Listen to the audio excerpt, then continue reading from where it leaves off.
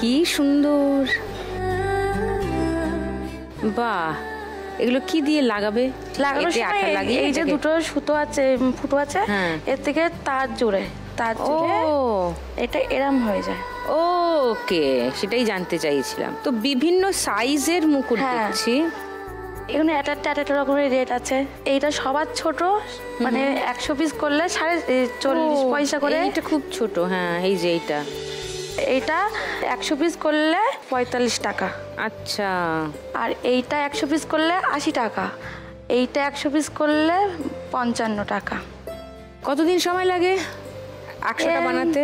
প্রতিদিন 250-200 উঠে যায়। ও, দিনে 250-200 করে বানাও? আচ্ছা, তাহলে তো হয়ে যাবে। তো এটা কত বছর হলো তুমি করছো? এটা 2 বছর হচ্ছে করছি। আচ্ছা, তার আগে কি করতে? তার আগে ব্লাউজের পিছনে যে পুঁতি বসানো, ব্লাউজের পিছনে পুঁতি লাগানো যে ডিজাইনগুলো থাকে না, পুঁতি বসাতে হয়। আচ্ছা, ওই কাজ করতাম। করতে করতে ম্যাশিংয়ের নাইটির ফ্যাশন শিখলাম। নাইটির ফ্যাশন। আচ্ছা, ফ্যাশন শেখার পরে সেই নাইটির মেশিন যে কেনবো সেই টাকাটা জোগাড় করতে পারছিলাম না। তারপর ওই আমাদের পাশে একজন করে, তা আনছি, দেখি বলছে 1 সপ্তাহ লাগবে টাইম তোর দেখে শিখতে। তা আমি একদিন গিয়ে আনছি কি, তুই 100 পিস দে আমাকে, আমি নিয়ে গিয়ে দেখছি। তো বাড়ি থেকে করতে পারলাম। তারপর ও মালিকের সাথে ডাইরেক্ট দেবে না, মানে ওর থেকে 5 টাকা করে। এবার তখন একজনের সাথে যোগাযোগ করলে, তো আনছি কি এরকম মুকুট শিখতে যায়, তো বলছে ডাইরেক্ট করো তুমি। তা সে যোগাযোগ করে ঠিকানা দিল, তা সে আবার তার কাছ থেকেই মাল নেয়। সে দাদা বললো তুমি ওদের সাথে কোনো আলোচনা করার দরকার নেই, আমি তোমার মাল দেবো। এই কাজ করে মেশিন কিনেছি, কেনার পরে এখন মেশিন কিনেছো?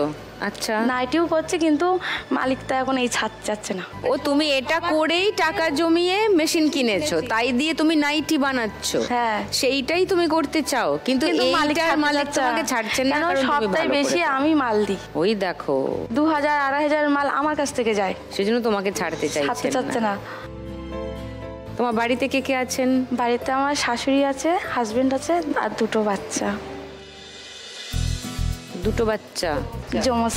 ও মা, এরা টুইনস? হ্যাঁ। তো তুমি আজকে 1 লাখ টাকা পেলে কি করবে প্রিয়া? আমি আমার স্বামীর খাসির ব্যবসা ছিল, খাসির মাংস। ওকে, সেটা বন্ধ হয়ে গেছিল। কেন? লকডাউনের পরের থেকে দেনাদানি হয়ে গেছিলাম। তারপর আমার মার শরীরটা ভীষণই খারাপ, মানে কোনো ডাক্তার কোনো রোগ ধরতে পারছিল না। তখন লোন টোন নিয়ে প্রচুর টাকা দেনা হয়ে গেছিলাম। পুজোর থেকে আবার চালু করেছে। আচ্ছা, চালু করার পরে একটা দোকান দেখছি, তা এখন রাস্তার ধারে না হলে তো হবে না দোকানটা। তো তুমি 1 লাখ টাকা পেলে রাস্তার ধারে দোকান নেবে, যাতে স্বামী একটা ইনকাম করে, ওটা থেকে ইনকামটা করতে পারে। কিনে দেখো, বরের কাজেই ইনভেস্ট করবে, নিজের কাজে না।